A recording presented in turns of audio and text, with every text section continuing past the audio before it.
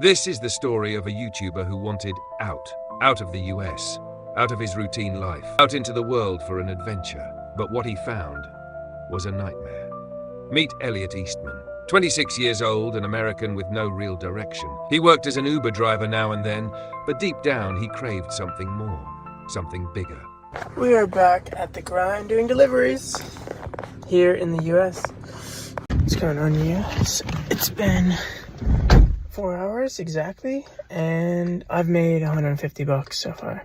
So let's keep this delivery thing going. So one day he says, screw it. He packs his bags, books a flight and leaves. Destination? 8,000 miles away, the Philippines. It's a beautiful country. Stunning beaches, breathtaking mountains. But some places? Not so safe. Eastman makes his way to Zamboanga del Norte, a region with incredible views, but one that locals and even the US State Department warn foreigners about. Some even call it the red zone. But Eastman, he's not worried. He's here for the experience. We're on our way. And soon enough, he meets a local woman. She speaks English, they hit it off, and before long, she becomes his girlfriend. And things move fast. She takes him back to her village. He meets the family, they get engaged, and then married. Eastman even converts to Islam for her. Now, he's documenting everything on his YouTube channel, showing the world what life is like in a place most foreigners will never set foot in. He does live streams, TikToks, just sharing his life. And at first, it seems like the adventure he always wanted. He rents a small apartment, just $52 a month. I am renting this apartment here for 3,000 pesos each month, which comes to about $52 each month, around $1.75 each day. And yeah, I'm renting this place. It's very nice. Washing machine, a classic stove. I have a garden here. One mango. For less than $2 per day, I have an apartment with utilities included.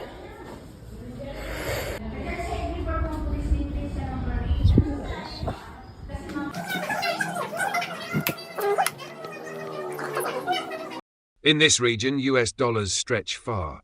So he decides to open a tiny grocery store on the beach, builds it with his own 2 hands, stocks the shelves, sets up Wi-Fi. Business is running. But here's the thing. Eastman knows he's in a dangerous area.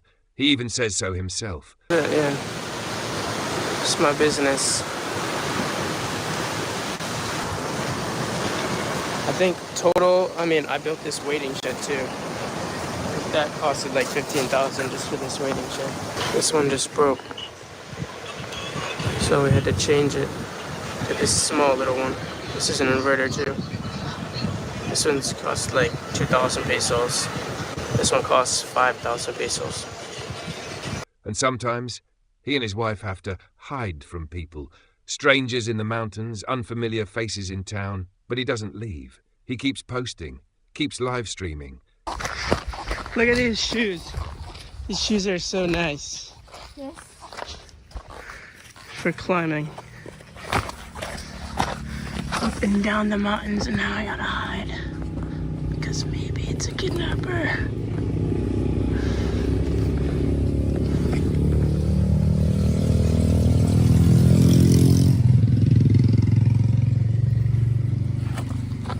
Even talking about money on his streams, bad move. He mentions loaning pesos to locals. Like, investing some money in our business this morning. We had a guy who we're investing some money with. He came by. He gave us the money that we lent him plus some profit. We gave him extra so that our money is coming back more next time. The guy who we lent money to, he returned our money. We lent him $21,400 and he came back with $23,500. Now, for someone living in an area where foreigners stand out big time, talking about money on a public stream, not the best idea. And then, things start going wrong. First, his store is robbed. Then he starts getting paranoid. His live streams take a dark turn. He talks about regretting his move. That's when I have a problem, you know what I mean? bro. Because we don't know if somebody crawled in here at night. And if somebody's crawling to take our money, somebody could crawl in here to take me too. You know that? So it's a bigger problem than we really think. It's more than just buying plywood. It's bigger than just buying plywood. It's like a safety issue as well. It's more than just having 2 stores. It's more than anything. You know what I mean? You already know that. Why is this knife up here? Oh, so you're gonna give something to the robbers to, you know, harm. Thumbs up the video if you think she's being a demon. We got robbed last night. What? Yeah, our store. I think maybe somebody climbed through here because we left our money here from our store. So I think either somebody came through here or they came through the door. I don't really know, but. He even tells his wife, "I don't think I'd ever want to come back here. As long as I'm here, my life is at risk. This place is literally the red zone." And then, one night, everything changes. Eastman is at home, live streaming, like always. A viewer asks him if he's enjoying the Philippines. 2 hours later, his nightmare begins. What up, bro? What is it? The live stream? It's good to see you, bro. Eastman is in his house with his wife and some of her family when suddenly, boom. 4 men burst through the door, armed, dressed like police officers, guns drawn. They grab Eastman, drag him outside. His wife is screaming. But here's the thing, these aren't cops.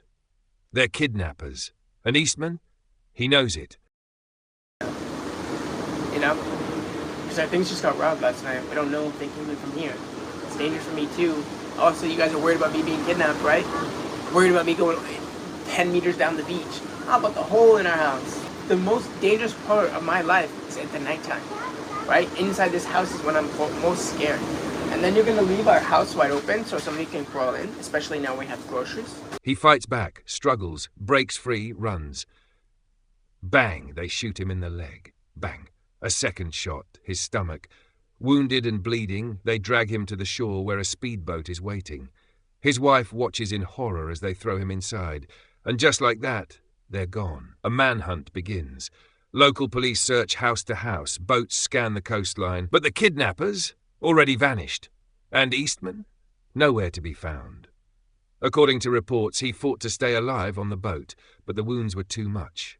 Eventually, he succumbed. And what did they do with his body? They threw him into the ocean.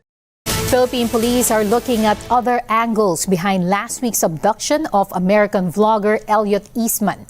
The kidnappers have not yet sent any ransom demand days after seizing Eastman in Zamboanga del Norte province. American vlogger Elliot Eastman, who was kidnapped in Zamboanga del Norte, is now feared dead. And the worst part, his body was never recovered. Police eventually arrest 3 suspects, but not all of them.